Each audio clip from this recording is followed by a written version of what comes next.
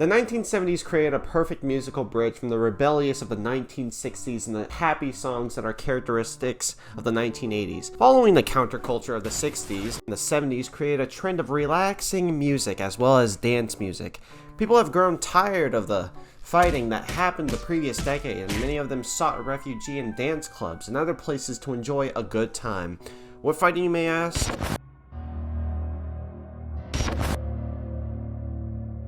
But we're not here to talk about that. We're here to talk about music and the good times. Although there were some people talking ill about our society, most people were just looking for a way to vent their frustration, which helped to give rise to fun that disco music provided. Disco music was the most influential and the most popular music genre in this decade, going to affect fashion, club culture, and even films. But how did we listen to music back then? I mean, in dance clubs they used vinyl DJ turntables to play music, but what about at home? We couldn't really go on to music apps because the phones looked like this back then. Not to mention turntables were expensive. However, there was a cheaper solution. Introducing radios.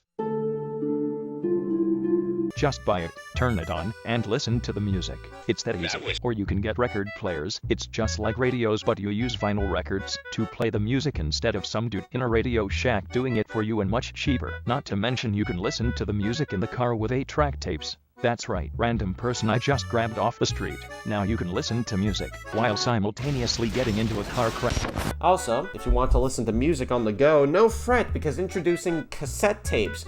Just place it in a cassette player and listen to music through headphones that looks like they came straight from the school computer lab. But anyways, music.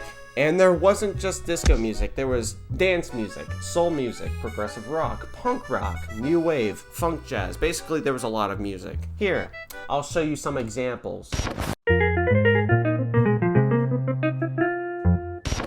Woo! Songs are good. And if you think about it, music can make you feel a lot of things, whether you're happy, sad, angry, disgusted.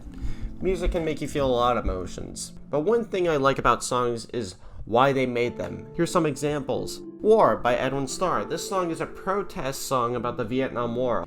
To explain more, War was the first Motown to make a political/controversial song talking about the horrors of war. At first, Motown had no intention on releasing it, but the protest movement and especially college students said it would be a hit. And they were right. I mean, have you heard this song?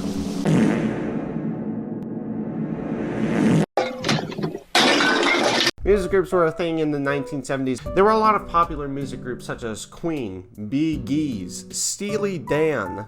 And that's just the tip of the iceberg. There were hundreds of music groups back then performing on stage, selling albums, selling merchandise. It was awesome. And with all this stuff, you could really forget about the bad times. The scars are still there, but I'm glad that people found somewhat of a safe haven from burden of the world back then through music.